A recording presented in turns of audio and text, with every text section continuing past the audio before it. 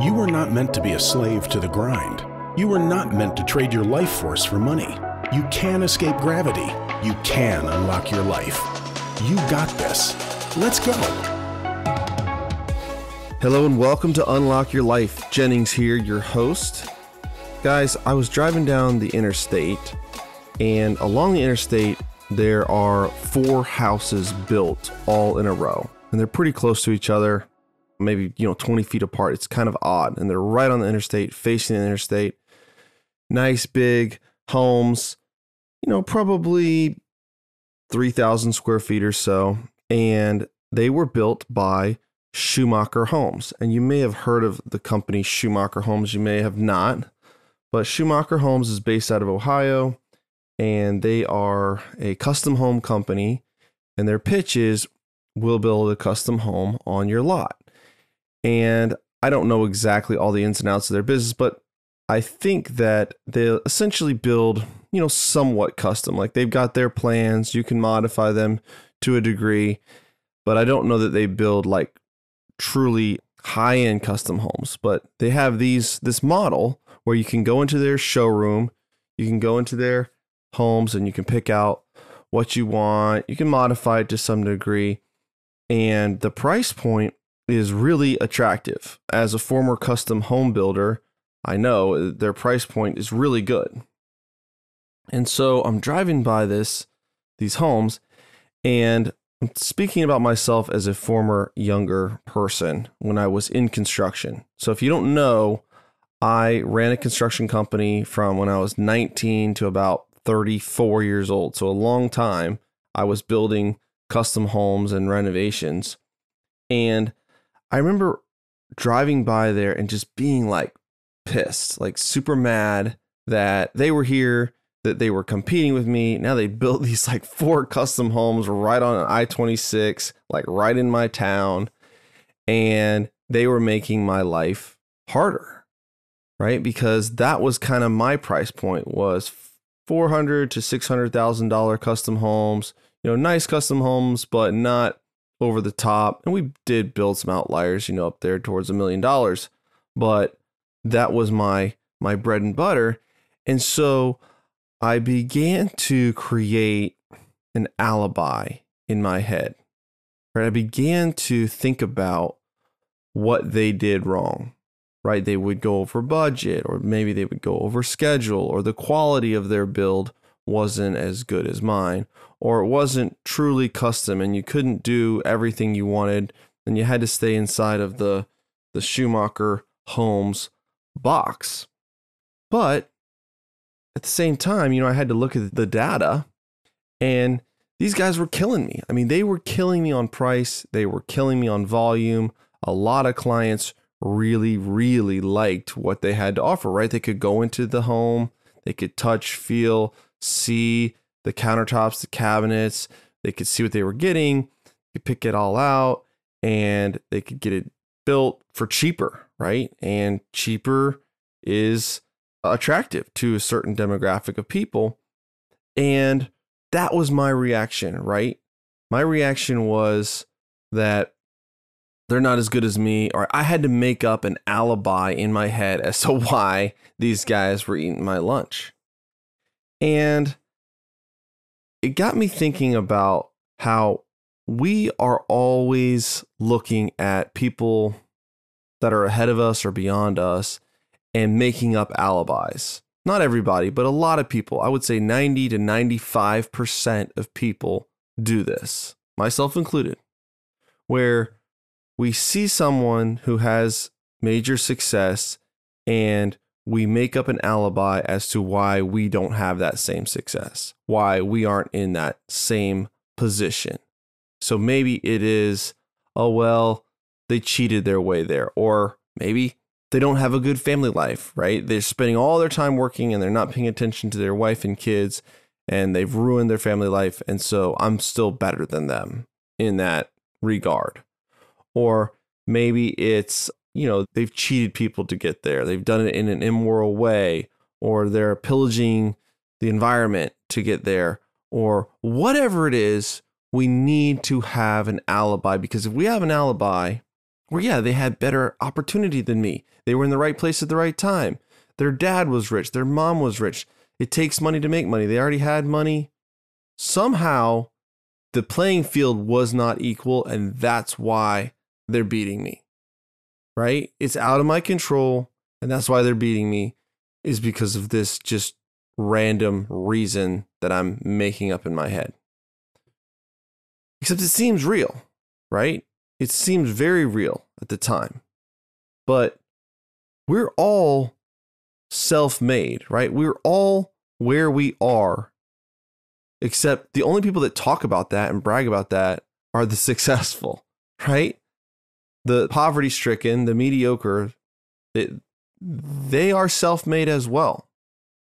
Now, I know this might be a difficult thing to hear, but they're self-made as well. They're just not admitting it. They're not proud of it. They're not talking about it. And so there's got to be an alibi behind that. There's got to be a reason behind that. Because if there's a reason, then they don't have to do anything about it. Right? So going back to Schumacher Homes, looking at what these guys had done, right? I mean, they had a plan. They had figured out, these are the 4 homes we build. These are the 6 homes we build. These are the plans we build. This is exactly how much the base model costs. This is exactly how much each upgrade costs. This is exactly how much we can pay in labor. This is exactly how much we can pay in lumber. You know what? We're going to get national contracts. We're going to buy in bulk. We're going to drive the prices down. We're only going to build on this certain type of lot because this meets our parameters for location and the conditions we're going to need to build on this lot. This is the timelines that we're going to hit. This is how we're going to market, right? We're going to put together all these marketing materials. We're going to have a marketing agency help us understand the psychology of the buyers. We're going to have salespeople there. We're going to be open on Saturdays. We're going to be open on Sundays so people can browse and pick out their home plan. We're going to get them excited. We're going to do these pre-deposits. We're going to walk them through our 10-step sales process. And guys, I'm making this up. I don't know Schumacher Homes process that well, but I'm just saying they had it together. And a client liked it. The clients liked it, right? Because when you came to me and asked me, well, I want to build this home and how much is it going to cost?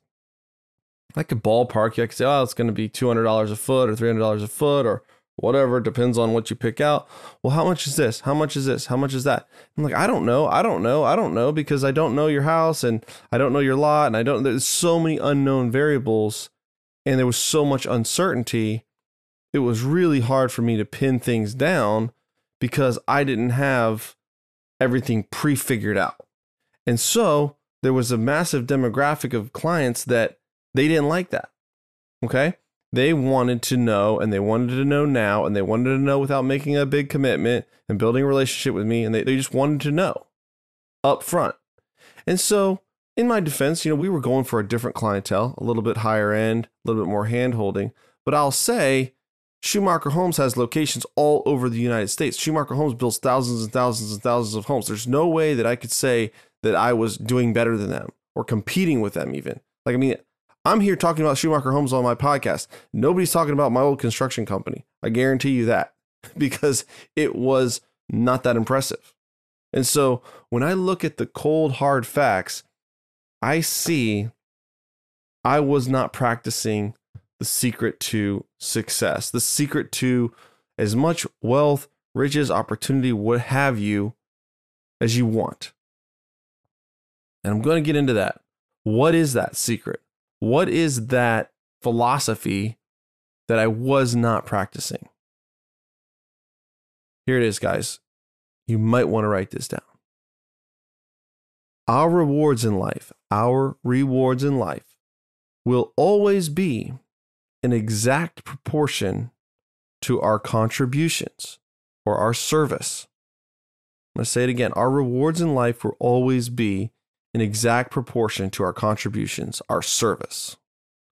So looking at my sales process, looking at the product that I was offering, I wasn't really willing to up my contribution. I wasn't willing to make it better. I wasn't willing to make it easier. I wasn't willing to make it more attractive. I wasn't even thinking about it, right? I was just trying to get the next job done and move on to the next job and build the client and not get fired and find the next sub, right? I was not thinking way down the road, right? I was just thinking about the next week, the next month, versus Schumacher Holmes was thinking strategically, okay, we want to be into the Charleston market. We need to buy this land on the interstate. We need to build these 4 houses. We need to have a marketing team. We need to have a plan. We need to be able to let people pick out exactly what features they want. We need to know the pricing for them up front. We need to be able to beat all of our custom home competitors by hundreds of thousands of dollars on price so that we can just dominate the market. And they had brought a lot of value, right? They were contributing more than I was, a lot more. And because they were contributing more and generating a better product, they were winning. So we think about a company like Amazon, and Amazon generated a product where it's like you can buy literally anything in the world. You can have it in 2 days, and you can have it at the absolute cheapest price for the highest quality product, right? You're going to get the best quality product at the lowest price, the fastest, immediately, pretty much immediately. And they didn't stop there. They're like, well, let's do Amazon Prime. Let's do videos, and let's do streaming, and let's do books, and let's do all the stuff that they do. Let's do a delivery service, right? Let's build our own fleet of vehicles to deliver our own products so we can control that part of the supply chain. Like, they don't stop, and they're continuing to add more contributions to the world. And so look at the way that they're being rewarded. I mean, it's huge in a monetary sense. It's huge. And Schumacher Holmes was being rewarded in a monetary sense in a huge way because they were contributing a lot, right? I mean, if you have lots of locations, lots of employees, lots of homes you're building, lots of clients you're servicing, you are contributing a lot. And so your rewards in life are in exact proportion to that. Whereas I was building 1 house at a time, 2 houses at a time. I was doing it the same way I'd always done it since I was 19. I really wasn't growing, modifying, shifting, changing, improving. And then when something came along, it was a franchise, Alair Homes, and it was a much better way of doing things. To my credit, I jumped on that and I changed. And I changed the way things were going. And I did. I started to make more money. It started to become easier. I started to bring more value to the client and was able to turn that into a valuable business that somebody else wanted to buy and buy me out because I just didn't want to build houses anymore. So what is a breakdown of that? A breakdown of our rewards in life will always be an exact contribution or proportion to our contribution. How do we break that down and make it more applicable? Well, that is essentially comprised of 3 different ways. So you've got 1, the need for what you do. So however high the need for what you do is, the higher the compensation is going to be. So you think about like a brain surgeon or a heart surgeon. Your dad or your wife has a heart attack, or you have a heart attack. I mean, the need for what you do, the need for that heart surgeon, pretty high up there, right? Housing, people need a place to live, like it's pretty high up there. Food, water, I mean, like the need is there, right? You got to have a need for what you do.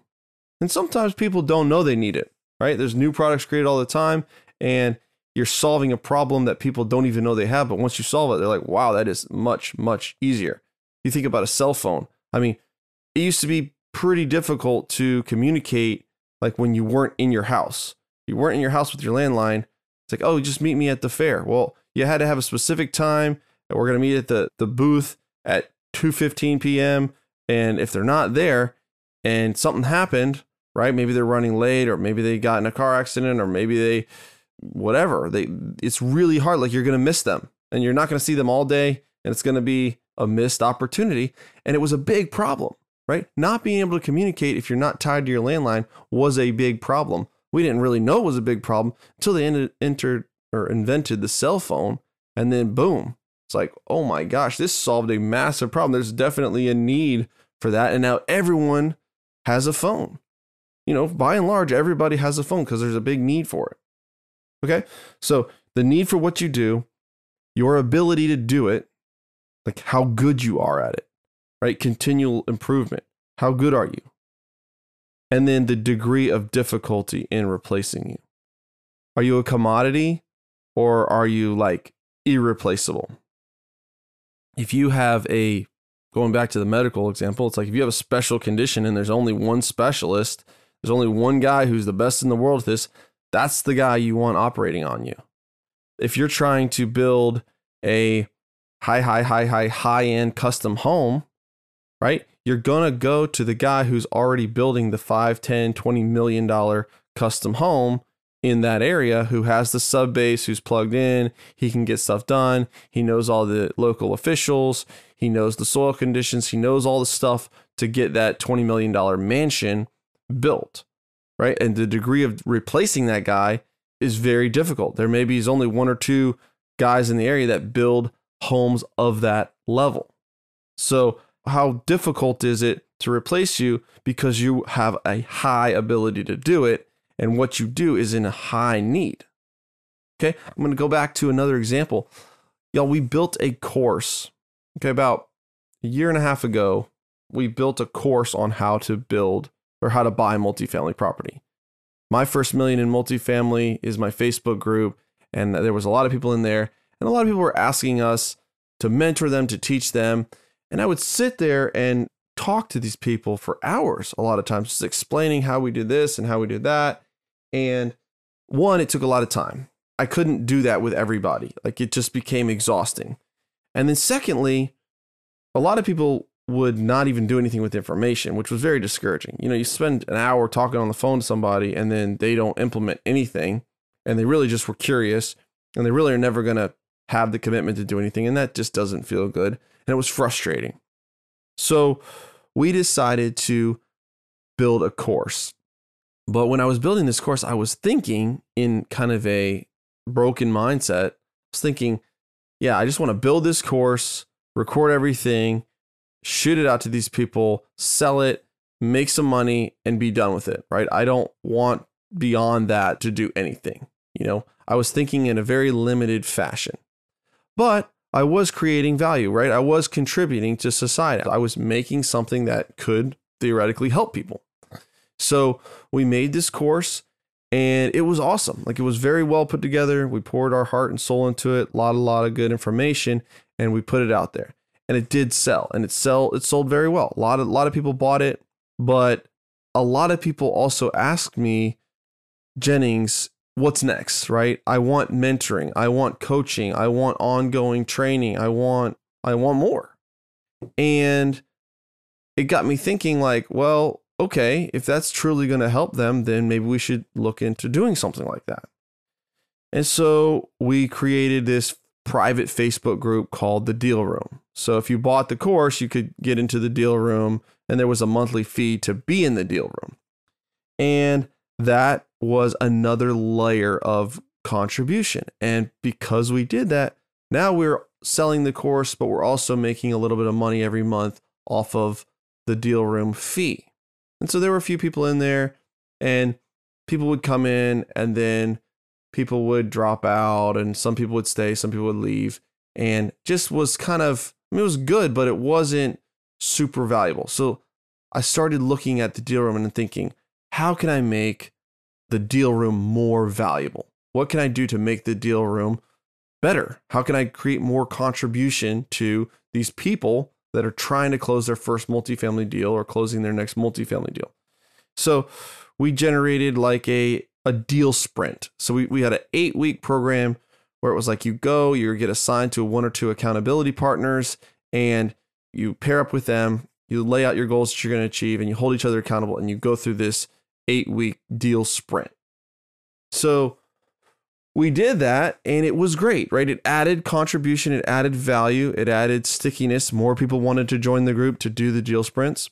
However, we found that it wasn't super effective as far as people would flake out, their accountability partner wouldn't show up. Sometimes it worked, sometimes it didn't work. And we had to go back to, well, how do we add more contribution? And so what we did was we created a framework for the sprint. We created coaches for the sprint. We created Deal Room like designated sprint leaders, and we put people in teams of 8 to 10. Now there's a bigger group. There's going to be more traction. Even if a few people drop out of the sprint, there's still motivation there. There's still excitement there. And you have a designated leader who doesn't have to be the answer man who knows everything, but they are leading the charge. So that added more contribution to the sprint and it made it more valuable. We got more results. Then we built another mini course on exactly how to raise capital, right? There was a lot of people that were interested in that, and we dug deeper and made another 8-video free add-on course and gave that to the dealer room for more contribution. Then I started planting my network into the dealer room, like planting my loan sponsors, planting my capital raisers, planting my deal flow people, and growing the network and net worth of the deal room. And so now, I mean, it's crazy. Like, everybody wants to be in this group.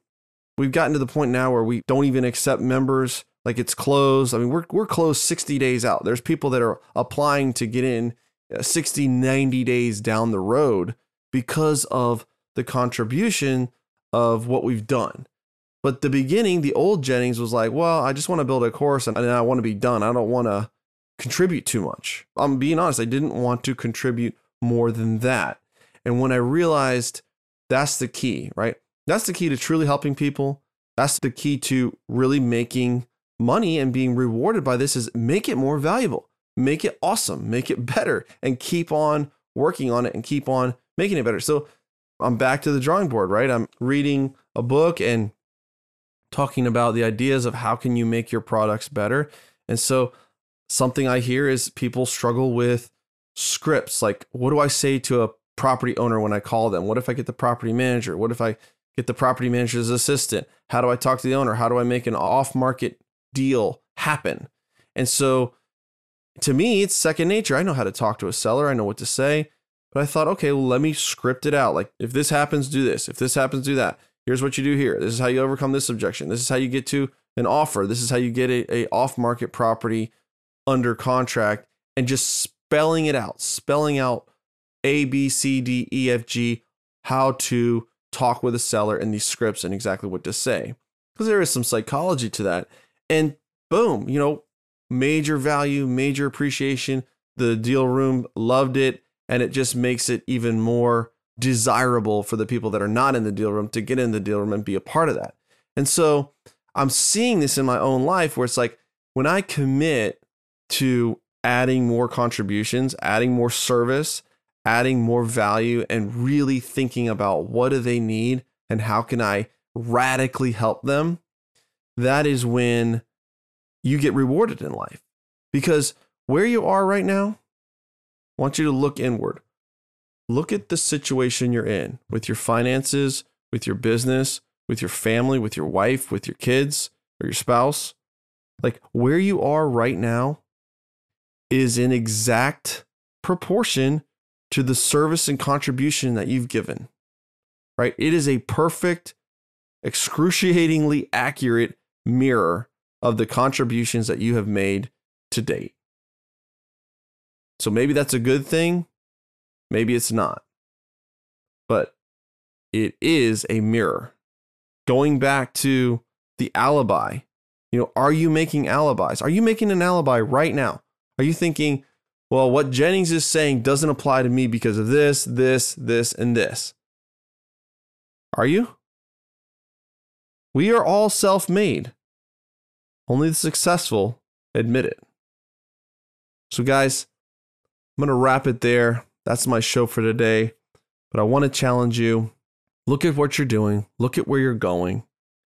And remember, if you want to increase your income, you want to increase your rewards in life, you want to unlock your life, you want more, you've got to increase your contributions. You've got to increase your service. You've got to increase the need for what you do, the ability to do it, and the degree of difficulty in replacing you. You've got to get better. So, appreciate you. If you're enjoying the show, love to see a review, love to see a 5-star review.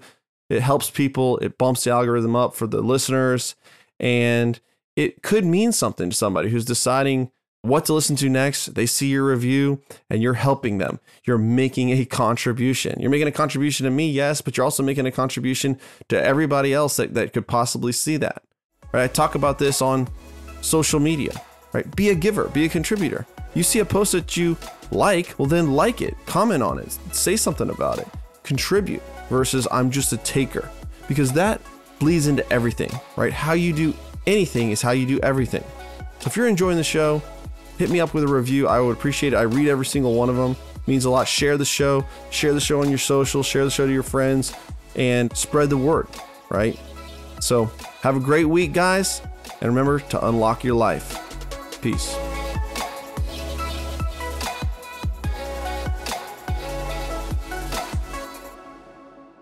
This is thepodcastfactory.com.